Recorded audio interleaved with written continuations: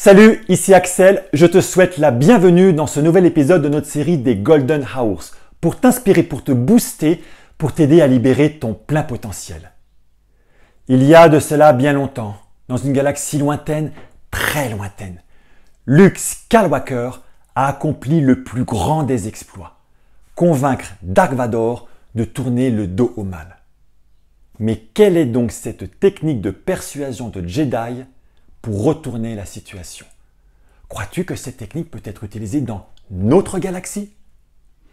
Tu l'as bien compris, aujourd'hui nous allons voir cette technique de persuasion connue de tous, mais utilisée par si peu. Je sais que tu es quelqu'un de bien. Je sais qu'au fond de toi, il reste quelque chose de bon. Je le sens. Voilà, en ces termes, les mots utilisés par Luke Skywalker à Dark Vador pour le convaincre de tourner le dos au mal. Cette technique porte un nom, c'est la stratégie de l'étiquette.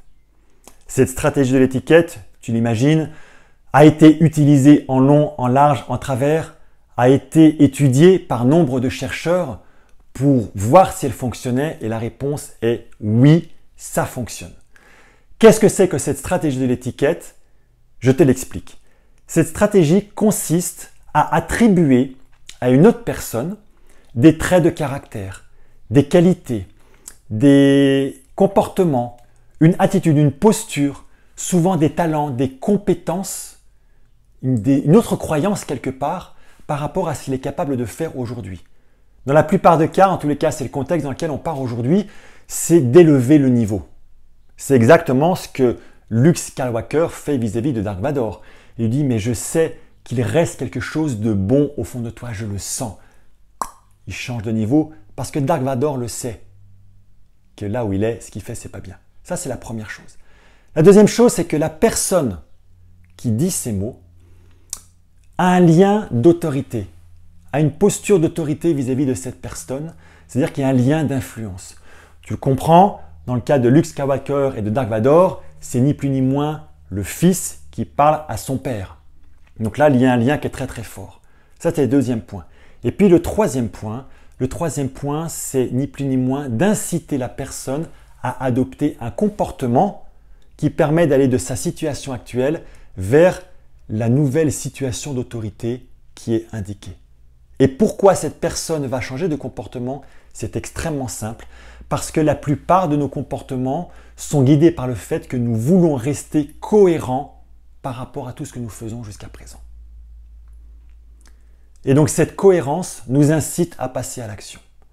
Alors, comme je te le dis, il y a nombre d'études qui ont été faites, souvent aux États-Unis, et ces études, comme souvent, consistent à prendre un échantillon de personnes.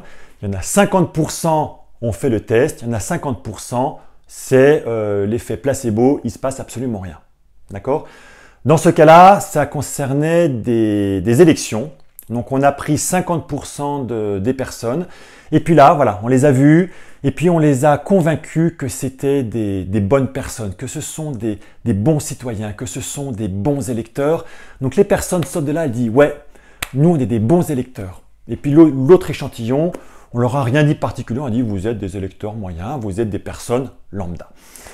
On a observé ce qui s'était passé aux élections suivantes. Donc bien sûr, il y a eu plus de votes qui ont été faits, mais surtout, chose surprenante, c'est qu'aux élections qui ont suivi cette élection, donc la deuxième après, on a noté que les bons électeurs, il y en a 15% d'entre eux en plus qui sont allés voter que les autres.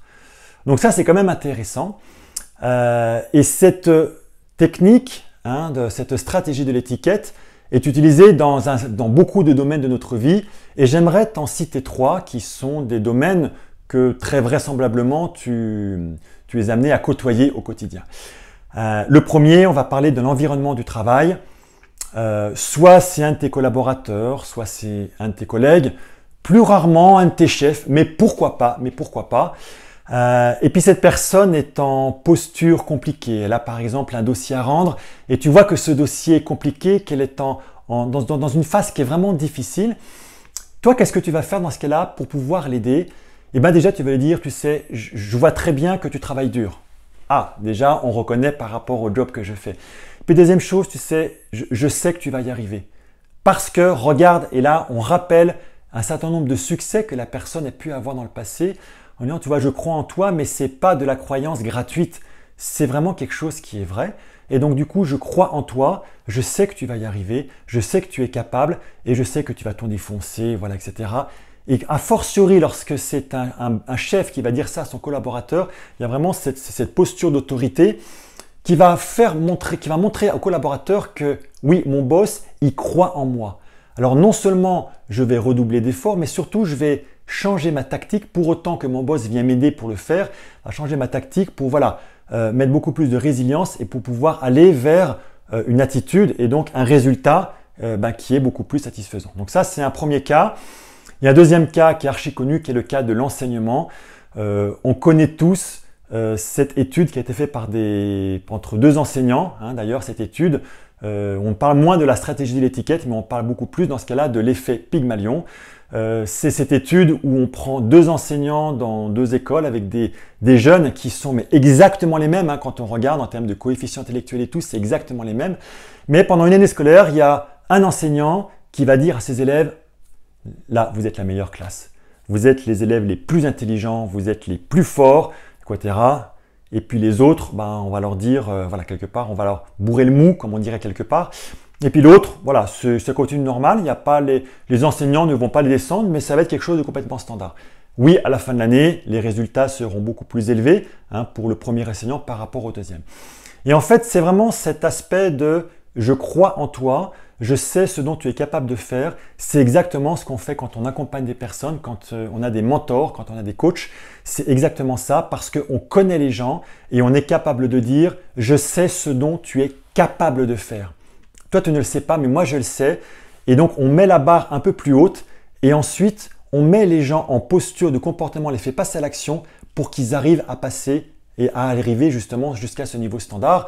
C'est exactement ce qu'un leader va faire. Dans une vidéo il n'y a pas si longtemps, je t'ai rappelé cette définition de Steve Jobs qui montre bien quelle est la différence entre le manager qui va être là pour persuader les gens à faire des choses qu'ils n'ont pas envie de faire et le leader qui va inspirer les gens à faire des choses qui sont plus grandes qu'elles et qu'ils n'auraient même jamais qu'ils n'auraient jamais cru être capables de faire.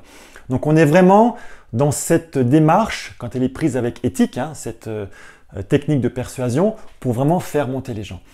Donc voilà, et cette technique, et je voudrais terminer là-dessus, elle est pour moi importante quand bien entendu elle est utilisée avec éthique.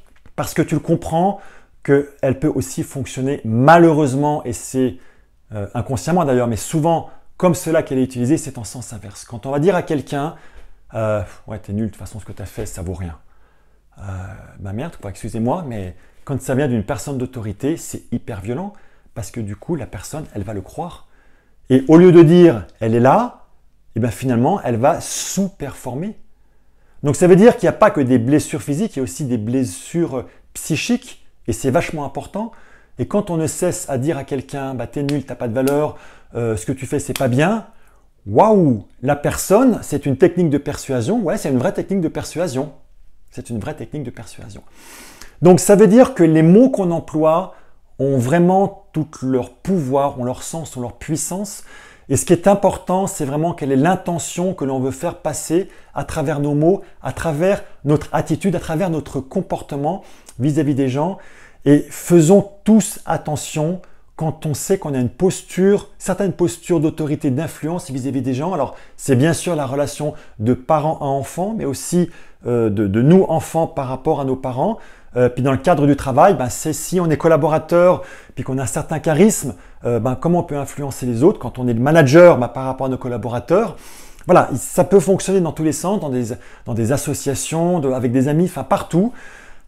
Cette technique de l'étiquette, elle fonctionne très très bien, mais pour autant que ce ne soit pas des affirmations gratuites, qu'on va dire à quelqu'un « Ouais, je suis capable d'être le meilleur joueur de baseball », la personne elle mesure 1m60, ça va être un petit peu compliqué quand même. Donc il y a quand même un certain nombre de cadres, mais ça tu es suffisamment intelligent pour bien le comprendre. Donc voilà en quoi consiste cette technique de persuasion de Jedi qui est utilisée par Luke Skywalker vers Dark Vador pour le convaincre de tourner le dos au mal. Cette technique, elle va vraiment t'aider à devenir ce leader que le monde attend, ce leader que le monde a besoin, et je compte sur toi et je te dis à demain pour un prochain épisode de notre série des Golden Hours.